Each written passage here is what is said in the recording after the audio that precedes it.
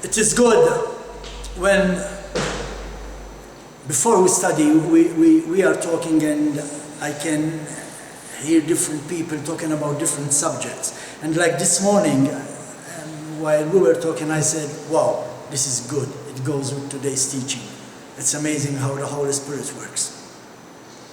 In fact, as you know, in life, all of us, we are going through a change.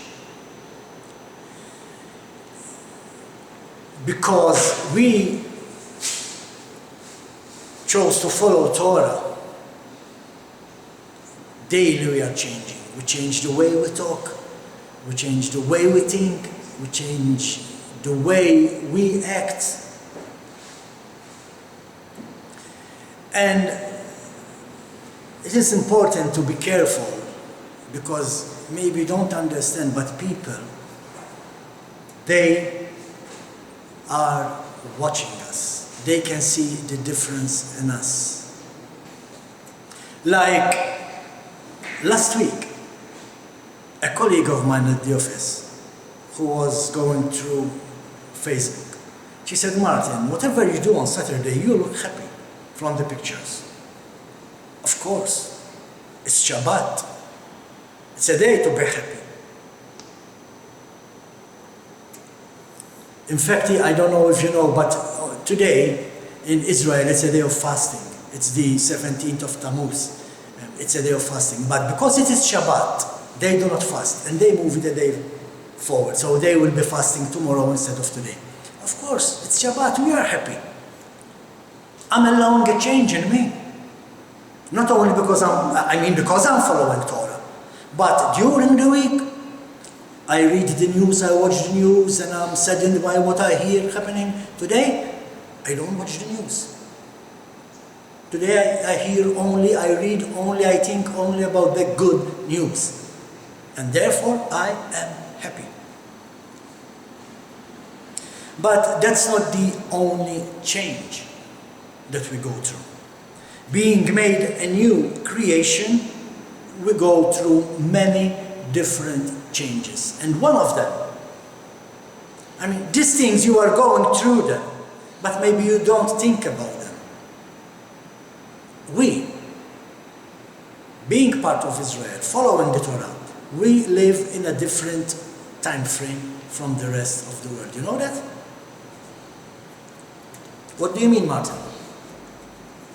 Our calendar is not based on Easter, or on Christmas, or on St. Valentine's. Our calendar is based on when is Passover, when do we start the Feast of Unleavened Bread, when is Pentecost coming, when we'll be celebrating the Feast of Trumpets, when is Sukkot. I want to go camping. And that's what I mean by living in a different time frame. We no longer wait for Christmas and Easter and St. Valentine's and come October for the Hallelujah party and only God knows how other mocking festivals they come up with, thinking they are worshipping God. Our time frame is based on the 7 feasts of God that spread out the plan of salvation for us. Plan of salvation is not spread in the pagan feasts, in the feasts of the Roman Catholic Church or the evangelical churches. The plan of salvation is spread out for us in during the 7 feasts of God.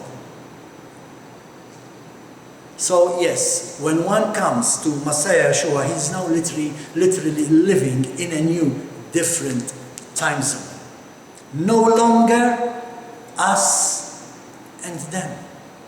Now we are grafted in. We are grafted into Israel. We are now one people, under one law, under one God. This is the idea of a new creation. Many think that coming to Yeshua, becoming a Christian, Christian. You are a new creation. You are not a new creation if you are still celebrating pagan holidays. What changed in you? Roman Catholics believe in Christ. They are Christians. Are they new creation? No, they need to be evangelical. So then they come out of the Roman Catholic Church into the evangelical church. Are they new creation now? No, they're still keeping pagan holidays. They still celebrate Christmas. They still celebrate Passover and St. Valentine's. And now they include the Hallelujah party. What does it mean to become a new creation? Does one become a new creation in one day? You come to the Lord today, you're a new creation. Everything is different now? No. It's a walk. And it has been a walk since the very beginning. Abraham had to walk from Ur to Canaan. And in between that journey, the Lord, God, was talking to him, was building him up, was making him a new creation. Moshe, 40 years with Jethro mending his sheep after he left Egypt, after he escaped from Egypt.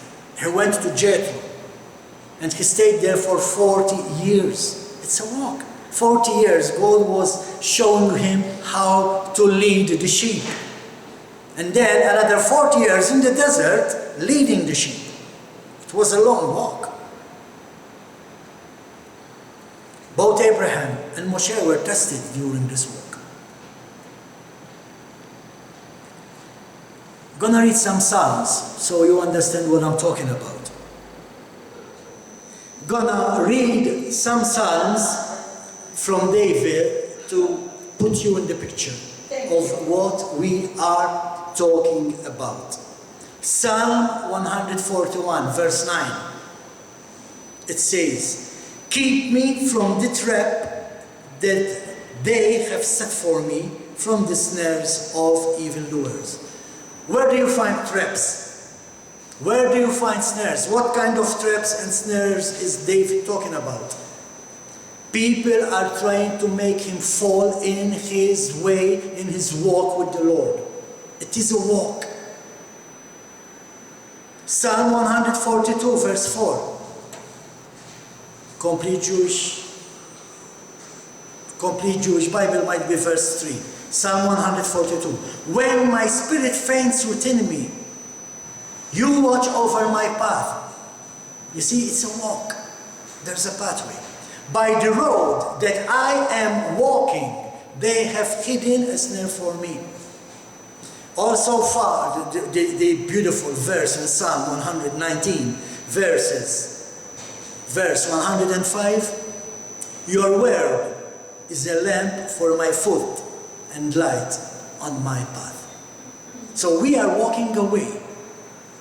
We are walking a walk, and we need the light to walk this walk.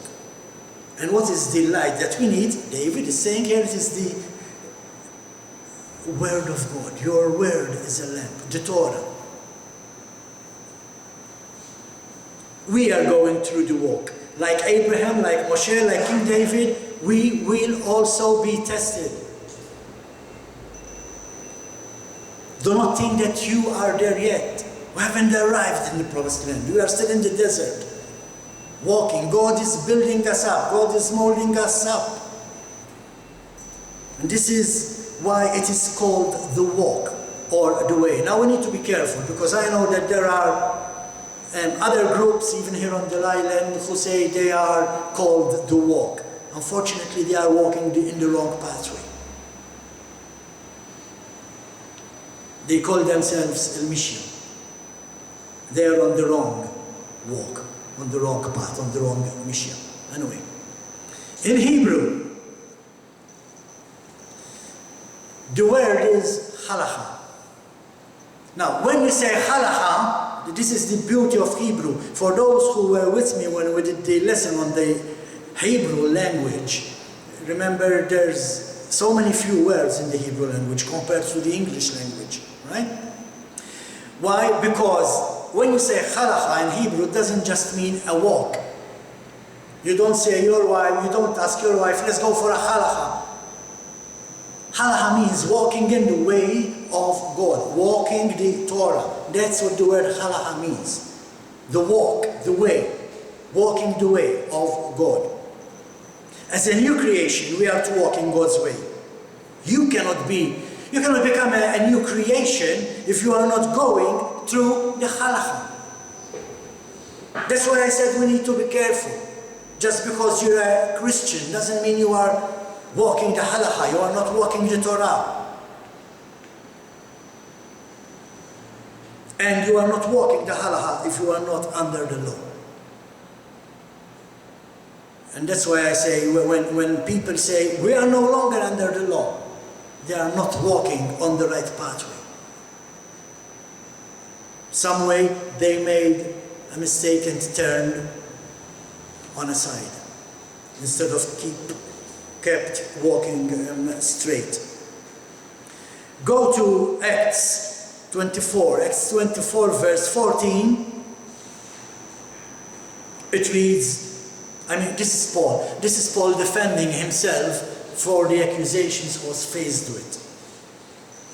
However, I admit that I worship the God of our ancestors as a follower of the way of the Halakhah. So he is saying, I am still obeying Torah even though I believe in Messiah Yeshua. That's what Paul is saying here.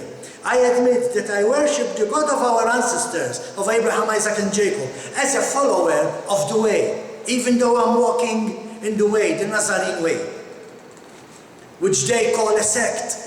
They call it a sect now. Why? Because they are keeping the Torah while believing in Messiah Yeshua. But it's an accusation.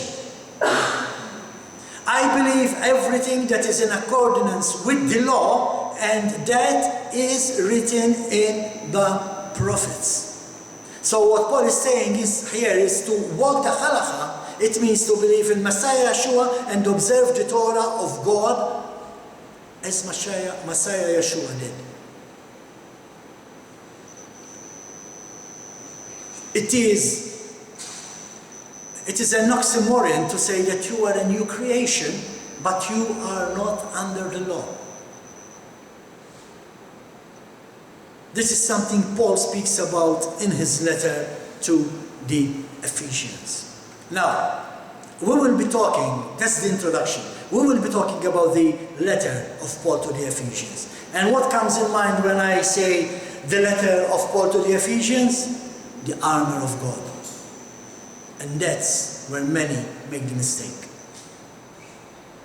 The armor of God is not the only subject that Paul is talking about in the letter to the Ephesians. In fact, the armor of God is found in chapter 6, which means that there are 5 other chapters which Paul is using to build up for chapter 6.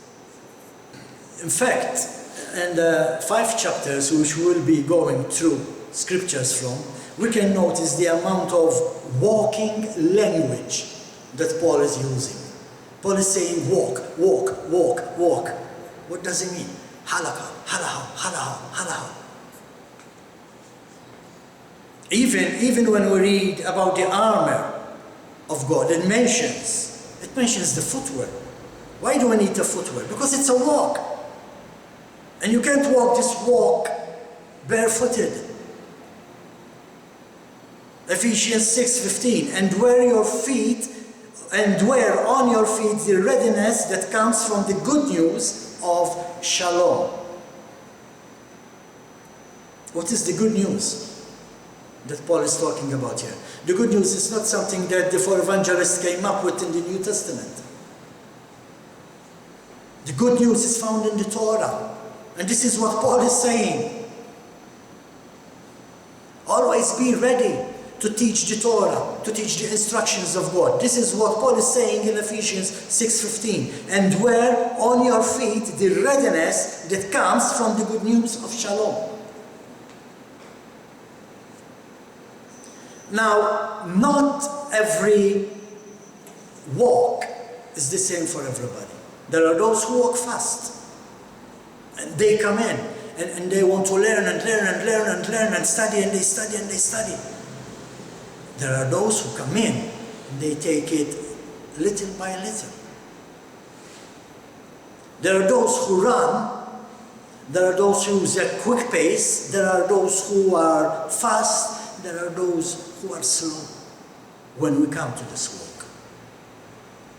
One of the questions many people sometimes ask me, but how it is that we saw it and nobody else is seeing it? It's a walk. We're running fast. Others might be coming very slow behind us. Again, when we meet with other people and talk to them about the Torah, even about Yeshua Messiah, it is not our job to bash people with the Bible to make them walk the fast walk. Allow them to take their time. Allow them to study. Allow them to take their time to come, to be hit by reality. It is not our job. It's the job of the Holy Spirit. He knows what He is doing. He knows what every one of us is capable of. He knows who are the fast ones, who are the slow ones. Obviously, we do it with love. We do it with love, even though we emphasize the urgency, because we are living in the end times. And there's an urgency for the people of God to come out of Babylon and come into the church, into the people of God, into Israel. There is an urgency, but it doesn't mean we need to bash them with the Bible to do it. So let's go through some walking verses in the letter to the Ephesians. And we're going to start with Ephesians chapter 2, verse 2. And Paul is saying, Ephesians chapter 2, verse 2, you used to be dead because of your sin and acts of disobedience. You walked in the ways of the Olam Hazeh, which means of this world, and obeyed the ruler of the powers of the air, who is still at work among the disobedient. So here Paul is saying, you walked. We used to walk in that way. We were on that path. We were worshipping God our way. Like on Sunday, instead of on Shabbat. Many still do today, and Paul is calling them disobedient. If you are against worshipping God on Shabbat, you are disobedient to God's word, to the Torah. This is what Paul is saying. A new creation walks in an obedient way. And obedient to what? To walk in a different way means to walk in obedience to God's Torah. That's what makes you a new creation. Now, the difference is here, and we need to understand this. Many believers, they believe in Messiah Yeshua. So, they believe in one God. They don't worship idols. They don't take the name of God in vain. They love their parents. They do not cheat. They do not lie. They do not steal. They do not take what's others. But yet, they are not a new creation. To be a new creation, you need to follow the Torah, all of it, keeping even the fourth commandment. That's what it means. In fact, Shaul here, Paul is saying, we were dead in our sins and acts of disobedience. What are acts of disobedience? Because if you do not lie, you do not cheat, you do not steal, you do not rob, you do not kill, you are not sinning. You're a good person. It makes you a good person. That's all it makes you. But you are in disobedience to the Torah if you are still rejecting the fourth commandment. You are rejecting the fourth commandment. You are in disobedience. If you are in disobedience, you are still the same as you were before. You are not a new creation. So now, to walk the way that Shaul is referring to means that now we keep God's 7 holy days. Again, if you are a Christian, if you are a believer, but you are not keeping the holy days, you are rejecting the holy days, you are in disobedience, you are not yet a new creation. If you are a new creation, you leave the pagan holidays behind and you start celebrating the feasts of God. That's what makes you a new creation. Before, Paul is saying, before we were following the ruler of the air. Today, praise the Lord, we follow the King of heaven. So the rules are different. Different rulers, different rules. Laws are different. When you are in the world, you can celebrate Christmas, Easter, St. Valentine's, Hallelujah party, whatever. Once you are a new creation, you stop celebrating those and you start keeping the 7 feasts of God. It's a walk, little by little, step by step. But this is better explained through James, even though James is often misquoted in what he is saying in his letter. James chapter 2 verse 18, it says, "But someone will say that you have faith and I have actions. Show me this faith of yours without the actions, and I will show you my faith by the actions." What is James saying? Because many people misquote James here. James is saying, all right, you love your neighbor, I love my neighbor. You don't steal, I don't steal. You don't lie, I don't lie. You keep Sunday, I keep Shabbat. It's a different action.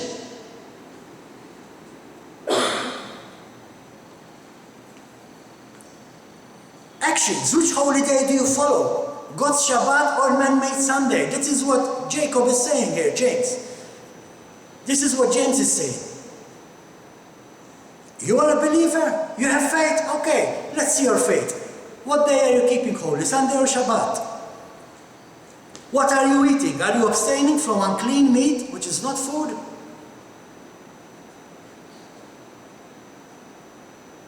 On a side note, have you heard what permits they're going to give soon for 2 factories to breed snails for export? Hallelujah. Oh my. Oh my.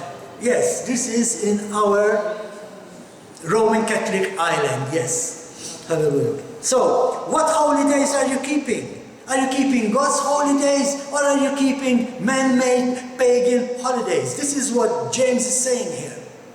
Show me your actions. A good man, even if he's an atheist, a good man, does not steal, does not rob, does not kill, does not cheat, does not take the wife of someone else. He's a good man, even though he's an atheist. So show me, where is your faith? This is what James is saying. To obey God's Torah, it is not what modern day American churches call legalism, guys. Because people will accuse you that you are being legalistic. Now, legalistic is not obeying the Torah of God. Legalism is not following God's Torah. Legalism is making rules not to break the rules of God. That's legalism. This is what Yeshua referred to when he said, with your laws, you brought God's laws to nothing, made it void. You made it void through your laws. This is what Yeshua is saying. We do not follow the Torah to be saved. You know that. We follow the Torah because we are saved. Now we are a new creation, and because we are a new creation, we choose to obey the instructions of God. Whoever tells you not to follow the Torah because we are under the law has never read Deuteronomy 28. You want another chapter to read this week? Deuteronomy 28. Start from verse 15. I'll save you 14 verses, because 14 verses are all about the blessing of keeping Torah. But start from verse 15 of Deuteronomy 28 all the way down to 69, and you read about the curses of not following Torah. So what we can conclude from Ephesians chapter 2 verses 1 and 2 is that there are two ways to choose from. The way of the prince of the air, or the way of the King of Kings. As for me and my house, we will serve the Lord. And when I say me and my house, I'm not just talking about me and my wife. I'm talking about me and my brothers and sisters here in front of me, you. We choose to serve the Lord. So we choose to obey the Torah. That's why we are here. Ephesians chapter 2, verse 10, it says, "For we are of God's making, created in the union with Messiah Yeshua for a life of good actions already prepared by God for us to do so." Now let me read that from the Amplified Bible. Normally I use the complete Jewish Bible, but when you study, you use different versions of the Bible. And we're going to read that through the Amplified version. "For we are His workmanship, His own master work, a work of art, created in Messiah Yeshua," meaning reborn from above, spiritually transformed, renewed, ready to be used for good works, which God prepared for us beforehand, taking paths, you see, it's a walk, taking paths which He set, so that we would walk in them, live, listen to this, in brackets, what does it mean? Living the good life which He prearranged and made ready for us.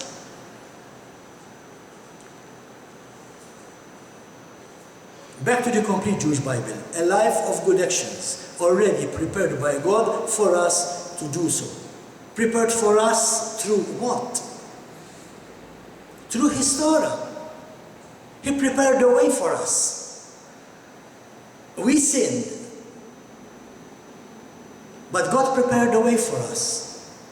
He said, if you repent and you walk this path, it's ready, it's there, you have the instructions. Follow these instructions and you can walk this way, this path.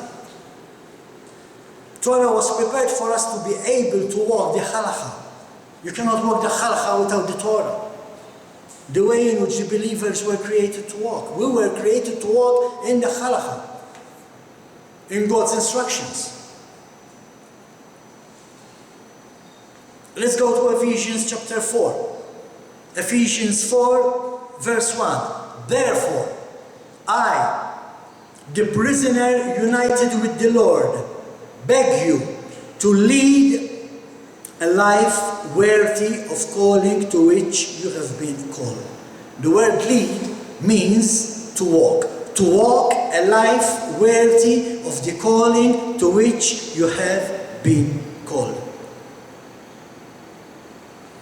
Now, many say, yeah, I was called to be a pastor, and I was called to be a bishop, I was called to be a teacher, I was called to be a prophet. Many people were called to be an apostle. You go on Facebook, apostle this, apostle that, evangelist this, evangelist that. In reality, we are responsible to use all our abilities that God has given us and use them to His glory. You know how many friends requests I get on Facebook from India, evangelist this and evangelist that, and sometimes I joke around and I say, listen, why is everybody called evangelist in India? Don't you have any other name? You know? There is only one calling. There is only one calling mentioned in this letter, and that call is for us to walk the walk. This is the calling that God is telling us to walk through the letters of the Ephesians. Walk the Halakhah, walk in the way of my instructions. Now, let's read again. Go with me to Ephesians chapter 4. Ephesians chapter 4 verse 1, I'm going to read it again. Therefore, I, while eating Christmas cakes and Easter figol, sorry, it's the wrong book. Now, joking apart, where is Shaul when he was writing? Where was Shaul when he was writing this letter, you know? He was under house arrest. He couldn't leave his house. Why? Because he was teaching people to walk the Halakhah. That was Shaul's calling. Shaul was an apostle. Shaul was a teacher of the word. But that was not his calling. What was his calling? Acts 9. Acts 9 verses 15 and 16, it reads, and this is God speaking to Hananiah. But the Lord said to him, go, because this man is my chosen instrument to carry my name to the Goyim, to the nations, even to their kings, to their presidents and their prime ministers, not to pass foolish laws of pride and murder, and to the sons of Israel as well. And many stopped there. But that's not the calling of Paul. The calling of Shaul is found in verse 16. For I myself will show him how much he will have to suffer on account of my name. That was Paul's calling. You go and teach and you're going to be persecuted. Today teachers, today's apostles, today's evangelists, they just want to teach and to preach. They don't want to be persecuted. Also in Acts 20 verse 23, Rabbi Shaul is saying, other than that, in every city, the Ruach HaKodesh keeps warning me that imprisonment and persecution await me. Nowhere do we find Paul saying, the Holy Spirit is telling me I'm going to be an apostle. The Holy Spirit is telling me I'm going to be a pastor. The Holy Spirit is telling me that I'm going to be a teacher of the word. No, Paul is saying the Holy Spirit is telling me everywhere I'm going to end up in prison and persecuted. That was his calling. Why? Because he was introducing Messianic Judaism to the nations. He was teaching the people to believe in Messiah Yeshua and therefore walk the Halakhah. And he was teaching those who were walking the Halakhah that now they need to believe in Messiah Yeshua. One God, one law, one people. Chapter 4, verse 17. Therefore, I say this, indeed, in union with the Lord, I insist on it. Do not live any longer as the pagans live, with their sterile ways of thinking.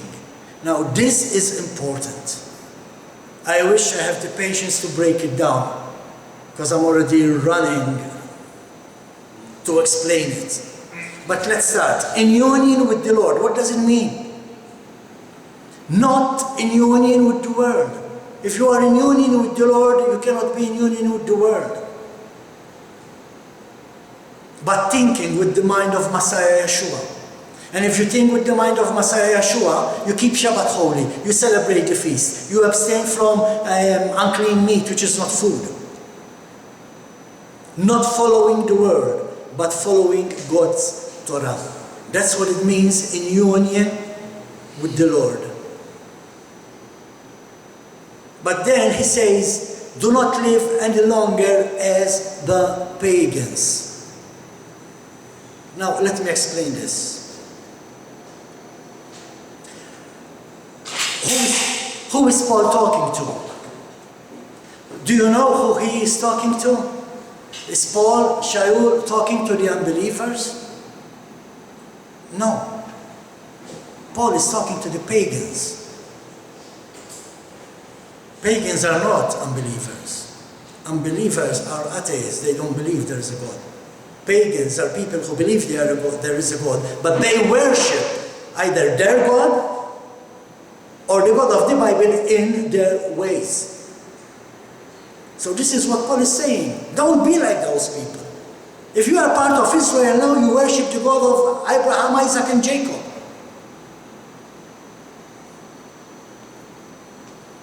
Paul is saying, do not follow the way of the pagans. Look what he says. With their sterile ways of thinking. Their ways, they lead nowhere. You celebrate Christmas, it's taking you nowhere. All you're doing is putting some extra kilos in your stomach because of the Christmas cake. You follow Easter, it's taking you nowhere. It's sterile. Again, some extra kilos because of the figoli and the chocolate bunnies. God's message, Shaul's message is, walk the Halakhah by following God's Torah.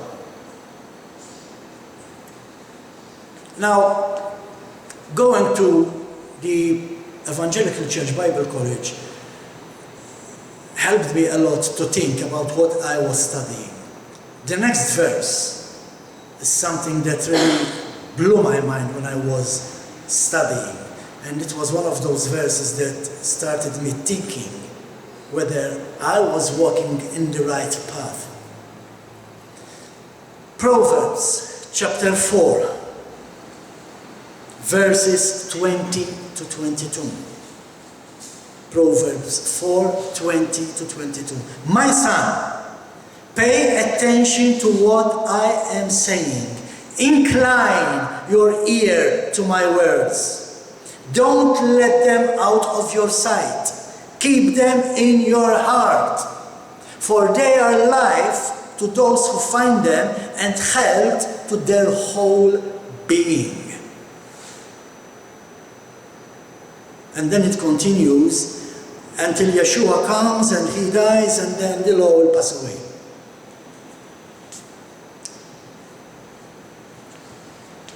Proverbs 4, verse 2.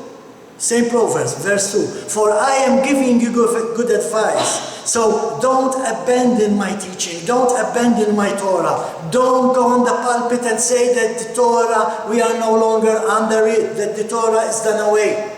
No.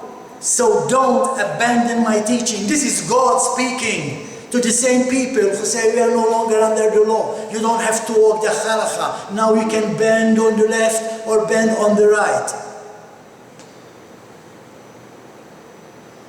Ephesians chapter 5 verse 2. And walk in love, just as Messiah also loved us. Now, people think that this is something that Messiah Yeshua came up with. To walk in love is not something that Shaul suddenly came up with. Okay, Holy Spirit, what should I write in my letter to the Ephesians? Tell them to love each other. Oh, this is new, all right? No. Paul was quoting Torah. Even Messiah Yeshua, when he was asked, which is the greatest commandment? What was his reply? Matthew 22, verses 36 to 40. Book of Matthew 22, 36 to 40. Rabbi, which of the mitzvot in the Torah is the most important? He told him, You are to love Adonai, your God, with all your heart, with all your soul, and with all your strength. This is the greatest and most important mitzvah. And the second is similar to it. You are to love your neighbor as yourself. All of the Torah and the prophets are dependent on these two mitzvot. So the question is this. Yeshua is telling us the greatest commandment is to love God. How do we know how to love God? How do we know how to love God? We sang it this morning. We read it this morning. Deuteronomy 6, 4 and 5. Hear, O Israel, the Lord our God, the Lord is one. Love Adonai your God with all your heart, with all your soul, and with all your strength. So here again, Yeshua is quoting Torah. It's not something that Yeshua came up with. He was quoting Torah. But how do we do that? Verse 6, these words which I am commanding you today are to be in your heart. And what commandments was God talking about? The 10 commandments. So if you don't keep Shabbat, you're doing away with Shabbat, you cannot love God with all your heart, all your strength, all your mind. Oh, how I wish you to remember these scriptures in your next meeting. These words which I am commanding you today, you are to be on your heart. What words? The commandments, the Torah, His instructions. That's what God is saying. If you're gonna love me with all your heart, with all your strength, with all your mind, you need to follow my instructions. That's how you become a new creation. And then again, how do we know how to love each other? It's found in the book of Leviticus. Book of Leviticus, chapter 19, verse 18, it says, don't take vengeance on or bear a grudge against any of your people. Rather, love your neighbor as yourself. I am Adonai. To walk in love with God and with each other, we need to follow God's Torah. This is why Shaul says that in the end times, the love of many will run cold. Why? Because people are being told that you are no longer under God's instructions. You don't need to follow Torah. If you don't follow Torah, you turn cold. Being told that they are no longer to need to walk in God's Torah. Look what is happening around us.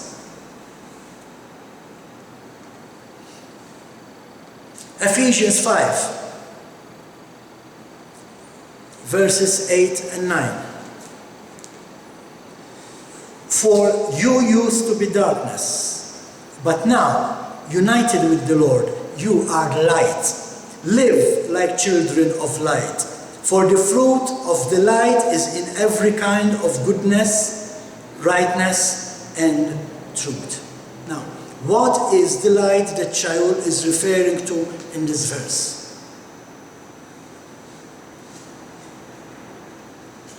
We're going to go to Proverbs first. Proverbs chapter 6, verse 23.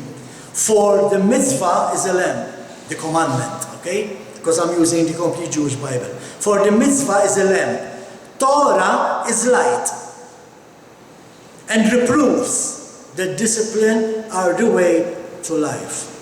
So here it's written, Torah is light. If you want to walk in the light, you need to walk in Torah. If you're not walking in Torah, you will be taking a wrong turn. You might fall in a trap or in a snare like David was saying. So then again, we go to Psalm 119, verse 105. Your word is a lamp for my foot and light on my path. And this is what Shaul is referring to when he's talking about the light. He's talking about the Torah. Walk in God's Torah. Ephesians 5, verse 15. Therefore, pay careful attention to how you conduct your life. Live wisely, not unwisely. Another Bible I used to study, the King James Version. In this verse it says, see that you walk carefully, not as fools, but as wise. It is a walk that we are walking. Do not expect to be there tomorrow.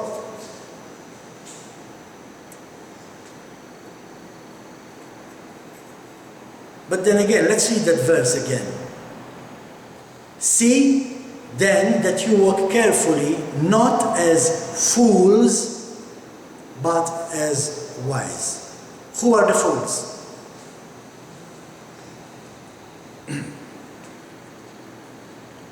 Psalm 14 verse 1. I'm thinking something while I'm reading this. I will go to it. No. Psalm 14 verse 1. Fools say in their heart, there is no God. They deal corruptly. Their deeds are vile. Not one does what is right. And this means to walk wisely. Not to walk like the fools. One must believe in God and walk in His commandments. But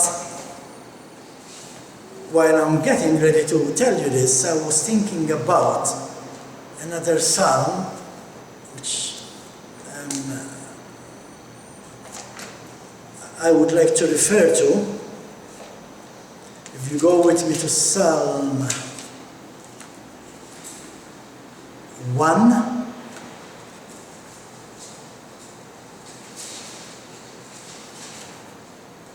because we need to know what happens during the worship of the fools, when the fools worship.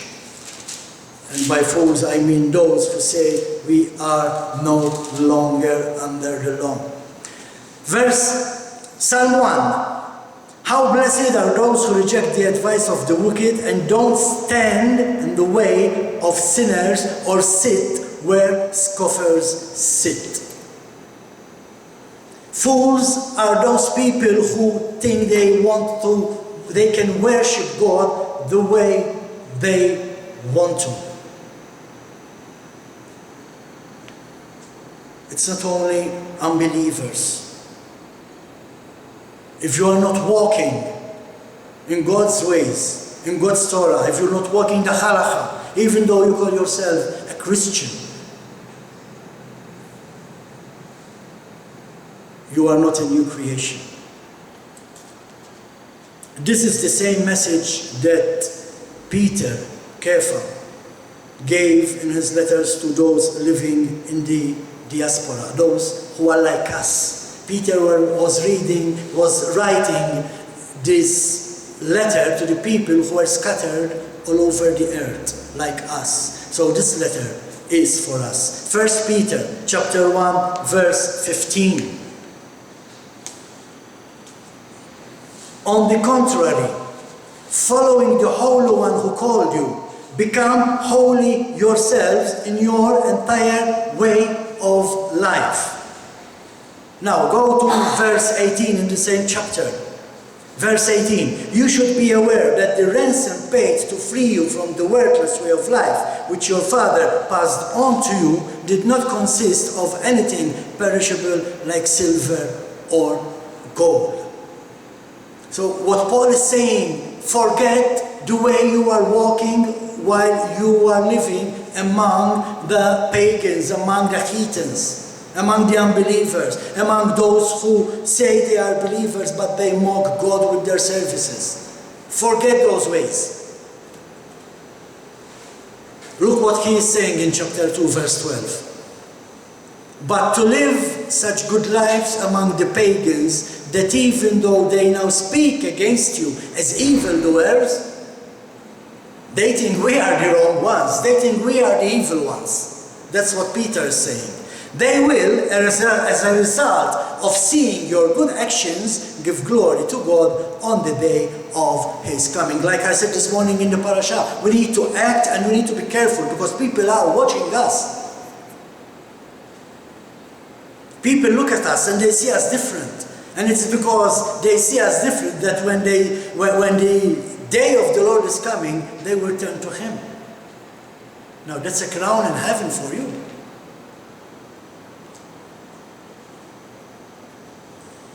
In his second letter, Peter, in chapter 3, verse 11, he's saying, since everything is going to be destroyed like this, what kind of people should you be? You should lead holy and godly lives. Like this how? Peter said that in the end, the world will be burned. We are living the beginning of that prophecy. We are experiencing the beginning of this prophecy. It will get worse with every summer, with every year, with every season. It will get worse. And the world finally will be burned. This is what Peter was talking about. So he's saying, when you are seeing these things, know that the end is near. Live a holy life. Walk the Halakhah. Don't walk like the pagans. Don't walk like the heathens. Walk in God's way. Walk the TORAH. And as I said, people will look at us and they will see us different. In fact, we also know that in both the book of Exodus and the first letter of Peter, Israel is called a holy nation. Now when he is saying Israel, he's not talking about the land, he's talking about the people, a nation. We included, being grafted into Israel. Peter is talking also to us through his letter. In Exodus 19, verse 6, it says, and you will be a kingdom of priests for me, a nation set apart. These are the words you are to speak to the people of Israel. So, God here is saying, listen, Israel is a set-apart nation, like we said in the Torah portion this morning. Israel is set apart for a job, for a part. You know, do you know that your toothbrush is set apart? Does it mean it's going to heaven when you throw it in the bin? No, but it is set apart. It has a job that's only for you. I cannot use your toothbrush. Your toothbrush is set apart for you. And I'm saying this because people think that by set apart, it means you are holy, and by holy it means you are, whoa. No. My shoes is set apart. I wear it. Only I wear it. It's set apart for me. You know? And that's why I'm saying this. Israel is set apart. It doesn't mean that all of Israel is going to enter into eternity. It doesn't mean that. There are Israelites who don't believe in God. They are set apart, but they are not doing their job. 1 Peter 2 verse 9, but you are a chosen people, the king's queen, a holy nation, a people for God to possess. Again, does it mean that Israel is perfect? No. Are we perfect being part of Israel? No. But are we set apart? Yes. There are many faults in this nation that does not live up to what God intended.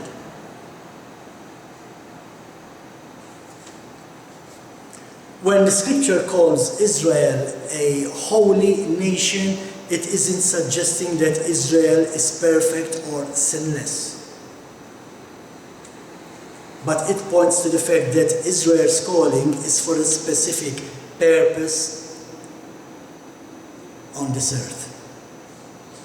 Israel has a purpose. Our job is to teach the Torah of God to other people. Our job is to help people come and walk with us in the path, the Halakhah. How does Shaul's Halachic language relates to holiness? What does it mean to be holy? Holy, it's not about being absolutely perfect, but instead, it is about being separated from what is sinful. We are no longer part of Babylon. We are set apart. We cannot make ourselves perfect and blameless. No, we cannot. We sin all the time. But we can choose to be set apart for God. And thus, we can choose to be holy by walking in the law of the God of Israel.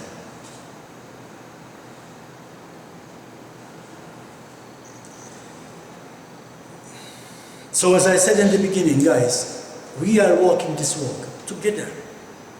Some of us has been here for a while, some are new, but we are walking this way together.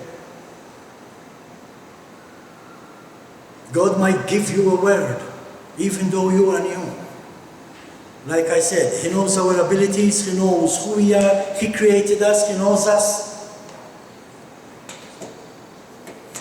The important thing is that we listen to Him, that we walk in His pathway to become a new creation. Amen. Hallelujah. Let's all stand for the blessing of Aaron. May Adonai bless you and keep you. May Adonai make His face shine on you and show you His favor. May Adonai lift up His face toward you and give you peace. In this way, they are to put my name on the people of Israel so that I will bless them.